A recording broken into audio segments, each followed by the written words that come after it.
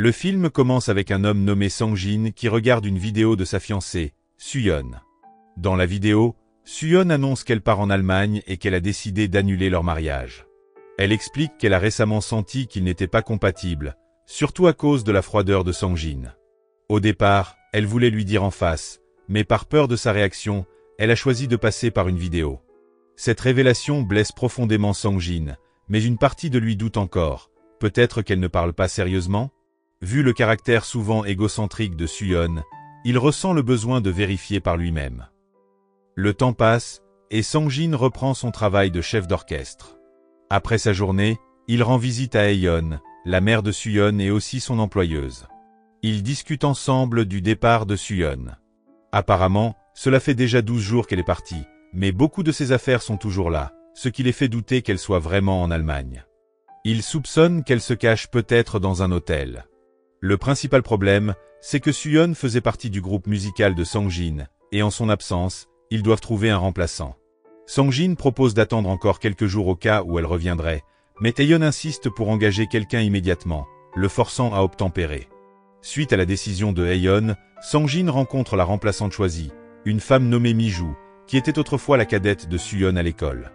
Après avoir vérifié ses qualifications, il demande à voir ses compétences musicales en direct. Mais Mi-joo prétend que son instrument a un problème et lui donne plutôt une clé USB avec un enregistrement de sa performance. Elle s'excuse ensuite, disant qu'elle a des choses à faire chez elle. Ce soir-là, Sang-jin écoute l'enregistrement et est impressionné par sa technique et son attitude. Ému par son talent, il se rend immédiatement chez Mi-joo pour lui proposer officiellement de rejoindre le groupe. Le lendemain matin, Mi-joo commence à répéter avec Sang-jin. Après la session, Sang-jin, Hae-yeon et les autres membres évaluent sa performance. Certains membres sont un peu mécontents, mais Sang-jin pense qu'elle s'en est bien sortie pour une première journée. Malheureusement, Mi-joo a des problèmes de voiture après la répétition, ce qui pousse Sang-jin à lui proposer de la raccompagner. Pendant le trajet, il change soudainement d'itinéraire et l'emmène dans un restaurant, car ils ont tous les deux faim. Pendant qu'ils dînent, la pluie se met à tomber, ajoutant à l'atmosphère cosy. La chaleur du moment est encore renforcée par la présence d'alcool, ce qui rend leur conversation plus détendue.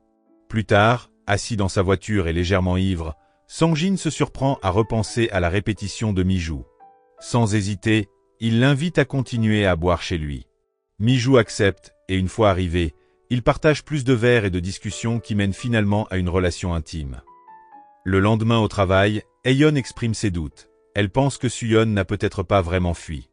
Elle trouve bizarre que Su-yeon n'ait pas utilisé sa carte de crédit, ce qui est inhabituel pour elle. Sang-jin tente de la rassurer, suggérant que peut-être Su-yeon est vraiment déterminée à partir et ne veut garder aucun lien avec son ancienne vie, y compris leur mariage. Peu après, Sang-jin reçoit un message de Mi-joo disant qu'il devrait oublier ce qui s'est passé la veille. Elle parle d'une erreur et avertit que continuer leur relation pourrait avoir des conséquences négatives pour eux deux. Comme solution, Mi-joo décide qu'il devrait cesser de se contacter. Cependant, une fois rentré chez lui, Sang-jin ne peut s'empêcher de penser à Mi-joo et finit par l'appeler. Quand elle répond, il se contente de jouer du piano pendant que Mi-joo écoute en silence.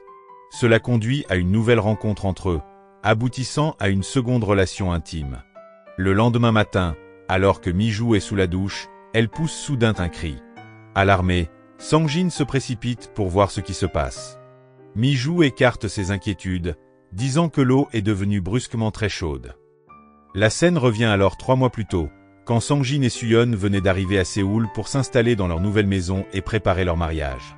À l'aéroport, sans que Sang-jin le sache, Mi-joo était aussi là, apportant les clés de la maison pour Sang-jin et Su-yeon. Bien que ses intentions soient bonnes, Su-yeon n'accueille pas chaleureusement sa présence, car elle avait gardé cette rencontre secrète vis-à-vis de Sang-jin. La maison avait d'autrefois appartenu aux professeurs de Su-yeon et Mi-joo pendant leurs études, et avait été achetée et rénovée par Su-yeon. Pendant la fête d'emménagement, Sang-jin alla nettoyer des verres dans la cuisine, tandis que Hae-yeon exprimait son approbation envers lui, le qualifiant de personne fiable. Plus tard dans la nuit, alors qu'ils se reposaient dans leur chambre, Su-yeon et Sang-jin discutèrent de leur projet de lune de miel. Mais Sang-jin sortit bientôt seul, perdu dans ses pensées. Le lendemain, après une répétition, Su-yeon surprit accidentellement Sang-jin en train de parler avec une violoniste, ce qui éveilla sa jalousie. Elle l'affronta à ce sujet plus tard à la maison, mais Sang-jin la rassura en disant que ce n'était qu'une conversation banale. Cependant, Suyeon n'était pas vraiment jalouse. Elle était plutôt frustrée que Sang-jin semble si joyeux avec les autres mais reste distant et froid avec elle. Finalement, Sang-jin avoua la raison de son comportement distant. Il avait l'impression que les décisions prises par Suyeon et sa famille, sans le consulter, l'avaient réduit au rôle de simple pantin dans sa vie. Le jour suivant, Suyeon rencontra Mi-joo dans un café et partagea brièvement ses inquiétudes sur Sang-jin. Après leur conversation, Suyeon demanda à Mi-joo la clé d'une pièce cachée dans sa maison et l'invita à venir l'ouvrir avec elle. La pièce était étonnamment spacieuse et existait depuis l'époque où leur ancien professeur possédait la maison. Enfants, elles y jouaient souvent pendant leurs leçons. Après avoir quitté la pièce, Suyeon enregistra la vidéo d'adieu pour Sang-jin montrée au début du film. Mais on découvre que tout cela faisait partie d'une farce. Suyeon avait seulement prétendu partir pour observer la réaction de Sang-jin. Frustrée par sa froideur constante, elle voulait lui donner une leçon. L'ayant toujours traité avec gentillesse, elle était curieuse de voir comment il réagirait à sa disparition soudaine. Le plan de Suyeon était de se cacher dans la pièce secrète pendant 3 jours, avec assez de nourriture. Mais la pièce n'avait aucun signal, et elle n'avait pas anticipé les conséquences de ses actes. Alors que Sang-jin regardait la vidéo d'adieu, Suyeon était satisfaite de sa réaction. Mais moins d'un jour après le début de son plan, elle décida de sortir, pour réaliser que la porte ne s'ouvrait pas de l'intérieur. Suyeon a appelé désespérément Sang-jin depuis la salle de bain, mais malgré ses cris, sa voix ne lui est pas parvenue. En cherchant quelque chose pour survivre, elle est tombée sur une boîte de nouilles instantanées périmées.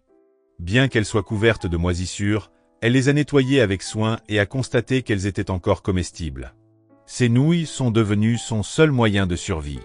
Quand Suyeon a vu Mi-joo entrer chez elle, elle a été stupéfaite. Comment Mi-joo avait-elle pu entrer alors que Sang-jin était là? Elle a alors compris que Mi-joo avait de mauvaises intentions. Le premier indice, c'était que Mi-joo savait probablement que Suyeon était piégée mais n'avait rien fait. Le deuxième, c'était son audace à entrer chez Suyeon alors que son fiancé, Sang-jin, était présent. Ses soupçons se sont confirmés quand Mi-joo lui a dit, d'un ton moqueur, si elle lui pardonnerait en échange de sa libération. Suyeon a fait signe que oui en tapant, mais Mi-joo n'avait aucune intention de se racheter. Au lieu de ça, elle a commis un acte que Suyeon ne pourrait jamais lui pardonner. Impuissante, Suyeon a assisté à une scène intime entre Sang-jin et Mi-joo, ce qui l'a complètement détruite.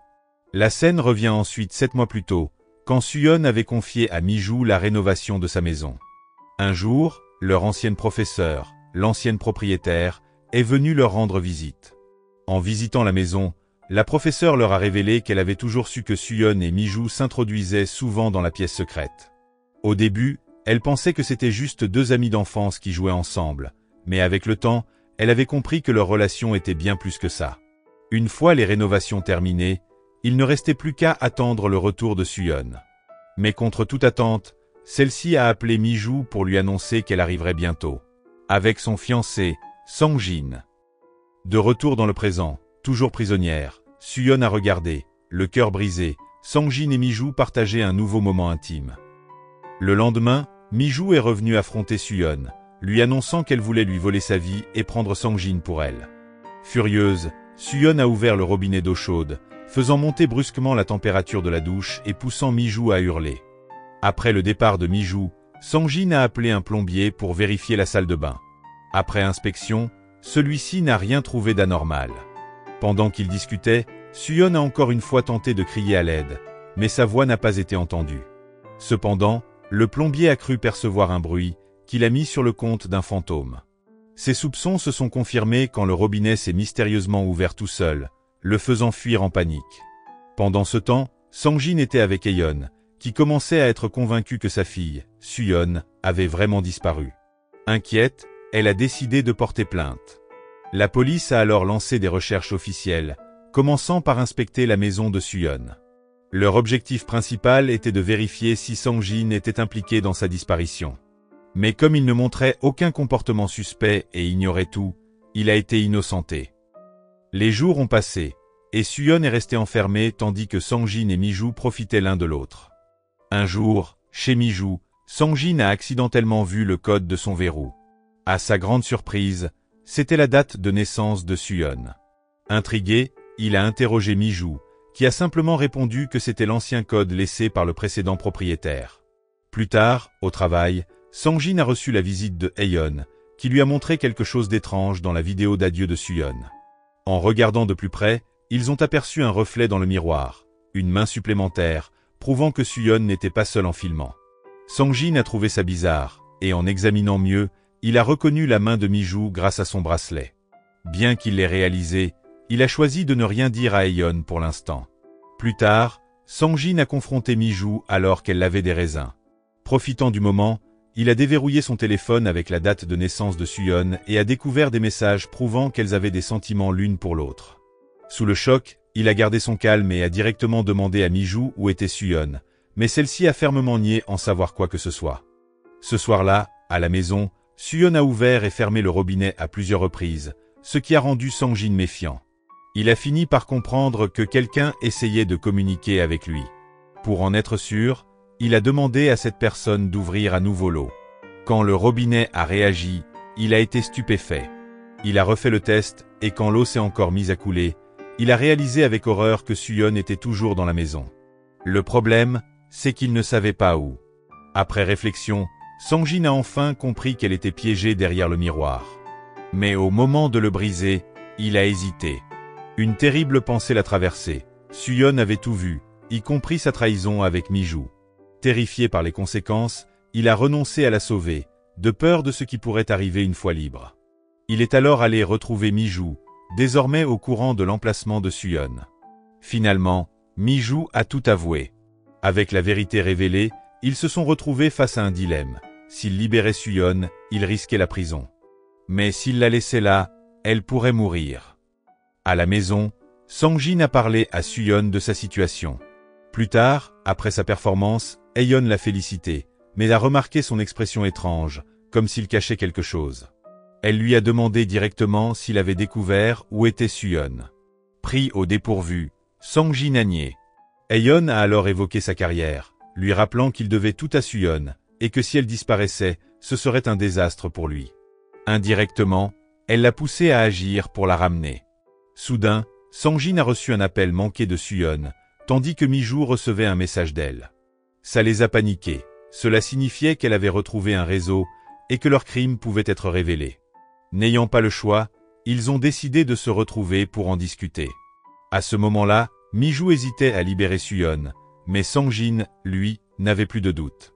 Finalement, Mi-joo a cédé quand il a menacé d'aller à la police si elle refusait d'ouvrir la porte avec la clé en sa possession. Pendant ce temps, sur son lieu de travail, Haeyeon et son collègue ont trouvé étrange que Sang-jin ne se présente pas. De retour à la maison, Sang-jin et Mi-joo ont enfin ouvert la porte secrète. En entrant, ils ont cru que Suyeon était morte. Mais quand elle a repris connaissance, elle a violemment secoué Mi-joo, la faisant paniquer en pensant qu'elle était devenue folle. Désespéré, Mi-joo a supplié Sang-jin d'abandonner Suyeon, mais il a refusé et a pris le parti de Suyeon. Mi-joo a été violemment repoussé et s'est effondré au sol. Sans même un regard en arrière, Sang-jin et Suyeon sont partis, la laissant derrière eux. Plus tard, alors que Sang-jin était sorti pour acheter à manger pour Suyeon, la situation a pris une tournure inattendue. Cette fois, c'était Mi-joo qui était enfermé à l'intérieur. Suyeon l'avait piégé volontairement pour se venger. Et comme ça, tout semblait revenir à la normale. Étonnamment, Suyeon a choisi de ne pas signaler l'incident et a repris sa vie comme si rien ne s'était passé. Le lendemain matin, Sang-jin s'est réveillé tôt pour aller jouer au golf. Avant de partir, il a donné un baiser tendre à Suyeon. Mais dès qu'il a été sorti, elle s'est essuyé la bouche avec dégoût. Quelques heures plus tard, on a vu Suyeon se préparer comme pour aller faire du sport, mais bizarrement, elle emportait de la nourriture avec elle. En réalité, elle se dirigeait vers la pièce secrète, où Mi-joo, toujours aussi magnifique, l'attendait déjà. Et sur cette image, le film s'est terminé. Morale de l'histoire, si votre petite amie disparaît, ne sortez pas avec son remplaçante. Elle pourrait être cachée dans vos murs. Et vérifiez toujours la température de la douche avant de crier, sinon vous allez passer pour un fou sans raison.